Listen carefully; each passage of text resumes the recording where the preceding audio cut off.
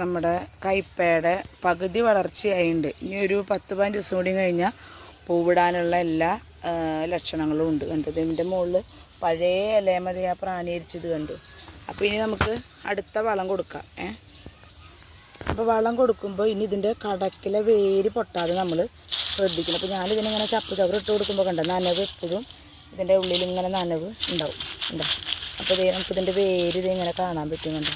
ചെറിയ ചെറിയ വേരുകൾ ഉണ്ട്. അപ്പോൾ അത് പൊട്ടാതെ വേണം നമുക്ക് ഇതിൻ്റെ തടം എടുക്കാനായിട്ട്. അപ്പോൾ ഈ ഇത് കടയാണെങ്കിൽ നമ്മൾ കുറച്ചും കൂടി നീക്കിയിട്ട് ഉണ്ട്. അപ്പോൾ അതിനത്ര കുഴപ്പമില്ല. അങ്ങനെ ചെയ്തിട്ട് വേണം ഇതിന് വളമിട്ട് കൊടുക്കാൻ കേട്ടോ. നമുക്ക് നോക്കിയാൽ കാണാം ഇതിൻ്റെ വേരുകൾ കണ്ടു. ഇവിടെയൊക്കെ വേരുണ്ട്. പിന്നെ നമ്മൾ ഇട്ട് കൊടുക്കണത് കോഴിക്കാട്ടാണ് കണ്ട. അപ്പോൾ തടി പോലത്തെ കോഴിക്കാട്ട അങ്ങനെ നന്നായിട്ട് ഇട്ട് കൊടുക്കുക. ചാണാപ്പൊടിയോ കോഴിക്കാട്ടോ എന്തുണ്ടെങ്കിലും നിങ്ങളുടെ കയ്യിലുണ്ടെങ്കിൽ ഇട്ട് കൊടുക്കുക. നമ്മൾ നടുമ്പോൾ സ്റ്റെറാമയിലാണ് ഇട്ട് വെച്ചിട്ടുണ്ടായിരുന്നത്. അപ്പോൾ ഇത് നന്നായിട്ട് ഇട്ട് കൊടുക്കുക. ഇതിലിപ്പോൾ ഒരു 4 കട 5 ഉണ്ട്. അപ്പോൾ ഇത്തിരി അധികം നമ്മൾ ഇട്ട് കൊടുക്കണം കേട്ടോ. ഇപ്പോൾ നമ്മൾ കോഴിക്കാട്ട് ഇട്ട് കഴിഞ്ഞ് ഏത് വളം ഇട്ട് കൊടുത്താലും അതും ആ മണ്ണുമായിട്ട് നന്നായിട്ട് മിക്സ് ചെയ്യണം. ആ മണ്ണും വളവും നന്നായിട്ട് മിക്സ് ചെയ്ത് കൊടുക്കണം. ഇനി നമുക്ക് ഈ ഇലകളും ചപ്പ് ചവറൊക്കെ ഇതിങ്ങനെ ഇട്ട് കൊടുക്കാം. എന്നിട്ട് നനച്ചാൽ മതി കേട്ടോ. അപ്പോൾ ഏത് വളം ഇട്ട് കൊടുക്കുകയായാലും അങ്ങനെ നന്നായി മണ്ണുകൊണ്ട് മിക്സ് ചെയ്തിട്ട് അതിന് പൊതിയിട്ടിട്ട് കൊടുക്കണം. അപ്പം ഇതിൻ്റെ കടക്കിൽ കുറച്ച് മണ്ണ് അതായത് വേര് തെളിഞ്ഞ് കാണാൻ പാടില്ല. അപ്പോൾ അതും കൂടി ചെയ്ത് കൊടുക്കണം കേട്ടോ. ഇപ്പോൾ ഗ്രോ ബാഗിലായ ചുറ്റും ഇളക്കുക നന്നായിട്ട്. എന്നിട്ട് ഇതുപോലെ ചെയ്ത് കൊടുക്കുക.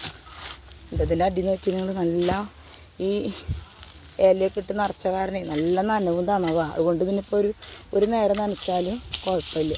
അപ്പോൾ ഈ ചപ്പ് ചവറിങ്ങനെ ഇട്ടിട്ട് അതിൻ്റെ മുകളിൽ മണ്ണിട്ട് കൊടുത്താൽ നല്ലതാണ് കേട്ടോ. അപ്പോൾ അങ്ങനെ ഇലകളൊക്കെ ഉണ്ടെങ്കിൽ ഈ വേനലിൽ ഇങ്ങനെ നന്നായിട്ട് നോക്കണം. ഇനി അത് കഴിഞ്ഞാൽ നമ്മൾ ഇതൊന്ന് നനയ്ക്കാൻ വേണ്ടിയിട്ട് പൈപ്പ് ഓണാക്കി ഇടണം. വെള്ളം നന്നായിട്ട് അതായത് വളം ഇട്ട് കൊടുത്ത കാരണം നമ്മൾ നന്നായിട്ട് നനച്ച് കൊടുക്കണം. കടക്കിൽ ആവരുത്. അത് കുത്തി പിന്നെ മണ്ണ് തെറിക്കാനൊക്കെ ഇട്ട് വീണ്ടും അത് കടപൊന്തി വരും. അപ്പോൾ അതിന് നമ്മൾ വെള്ളം ഒഴിച്ചു കൊടുക്കണം നന്നായിട്ട്. ഇനി ഇത് കഴിഞ്ഞ് ഇതിൻ്റെ ഒപ്പം ഞാൻ വേപ്പെണ്ണ നമ്മുടെ മിശ്രിതം ഉണ്ടല്ലോ, നമ്മൾ മുമ്പ് കാണിച്ചിട്ടുണ്ടല്ലോ പേസ്റ്റ് മേടിച്ചത്, അത് നന്നായിട്ട് ഫ്രൈ ചെയ്ത് കൊടുക്കുക. അപ്പോൾ ഇനി കേടുകൾ വരില്ല. പിന്നെ ചെയ്യേണ്ടത് പന്തൽ കാണുക. ഇതുപോലെ നമ്മൾ ഇപ്പോൾ ഇത് ഞാൻ കുറേ ഇത്തിൾ കണ്ണിയൊക്കെ കിടക്കണ കാരണം അതിൻ്റെ മുകളിലേക്കാണ് കയറ്റണത്. ഞാൻ വലയൊന്നും കെട്ടണില്ല.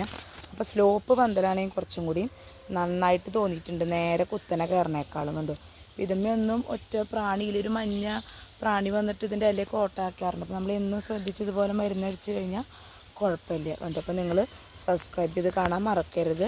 കമൻറ്റ് ചെയ്യണം, ലൈക്ക് ചെയ്യണം, ഷെയർ ചെയ്യണം. എല്ലാവരും എന്തെങ്കിലുമൊക്കെ പച്ചക്കറി നമ്മുടെ ആരോഗ്യത്തിനും സന്തോഷത്തിനൊക്കെ വേണ്ടി നടണം കേട്ടോ. അപ്പോൾ അടുത്തൊരു വീഡിയോ ആയിട്ട് വരാം. ഓക്കേ.